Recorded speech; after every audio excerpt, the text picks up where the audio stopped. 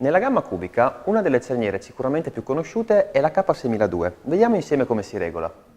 Per la regolazione verticale allentiamo queste viti di blocco su tutte le cerniere.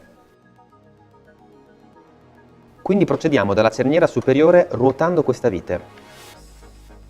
Ripetiamo su tutte le cerniere fino ad ottenere le luci orizzontali corrette. Serriamo le viti di blocco. Per la regolazione orizzontale ruotiamo queste due viti, compiendo lo stesso numero di giri prima di passare alla cerniera successiva. Ripetiamo su tutte le cerniere fino all'allineamento delle luci verticali. Per la regolazione di profondità allentiamo queste viti di blocco su tutte le cerniere.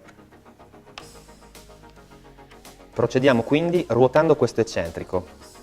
Ripetiamo l'operazione su tutte le cerniere fino all'allineamento del pannello con la parete. Serriamo infine tutte le viti di blocco. A regolazione ultimata applichiamo le cover.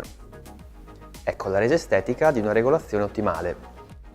Tutte le regolazioni possono essere effettuate con la chiave a brugola in dotazione. E ricordate, una perfetta regolazione è fondamentale per un funzionamento efficace nel tempo.